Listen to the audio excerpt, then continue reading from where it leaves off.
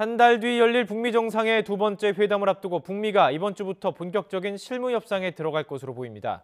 이런 가운데 북한과 중국은 예술 공연을 통해서 교류를 더욱 돈독히 하는 양상입니다. 취재기자 연결해서 북미 정상회담 전망 알아보도록 하겠습니다. 김지성 기자.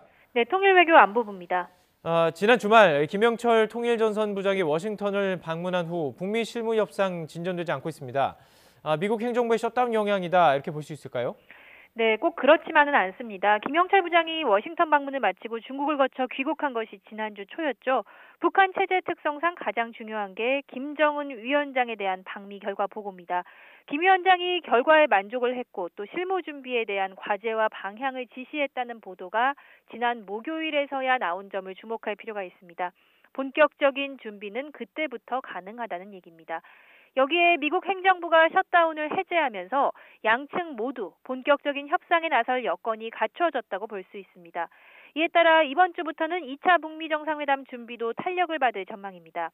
스티븐 비건 대북정책 특별대표와 새로운 상대로 주목받고 있는 김혁철 전 스페인 대사와의 회동 여부가 주목됩니다. 네, 어느 정도 그 시기만 나왔지 장소나 날짜 아직 정해진 것은 없습니다. 2월 말까지 이제 한 달 정도밖에 남지 않았는데요. 곧 나올 수 있을까요? 이 다음 달 북한의 빡빡한 내부 일정까지 고려하면 한 달도 채 남지 않은 상황입니다. 설 연휴가 지나면 북한의 4대 명절인 김정일 전 국방위원장의 생일, 광명성절이 있습니다. 시간이 촉박한 만큼 이번 주부터는 본격적으로 움직일 것으로 보입니다. 셧다운 해제로 시간을 조금 번 트럼프 대통령도 북미 회담을 국면 전환 카드로 쓰기 위해 곧 날짜와 장소를 발표할 것이라는 예상이 나옵니다. 다만 실무 협상이 공개적으로 이루어지지는 않을 수도 있습니다. 가장 민감한 비핵화와 상응 조치 부분에서 아직 조율이 남아 양측이 조합을 맞춰가면서 치열한 밀고 당기기를 할 것으로 예상되기 때문입니다. 하지만 정상 간 만남이 약속돼 있고 또 서로 신뢰를 보이고 있다는 점은 분명 청신호입니다.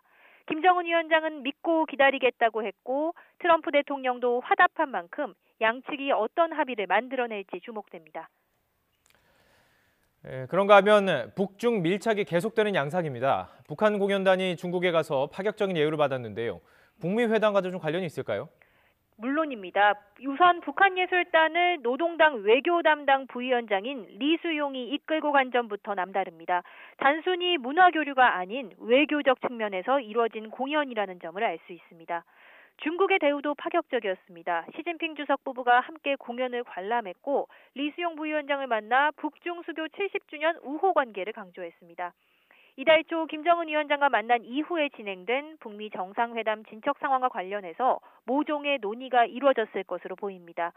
여기에 북한 뒤에 중국이 있다는 식으로 북중 밀월을 계속 보여줌으로써 대미 협상력을 키워주려 한 것이라는 분석도 나옵니다.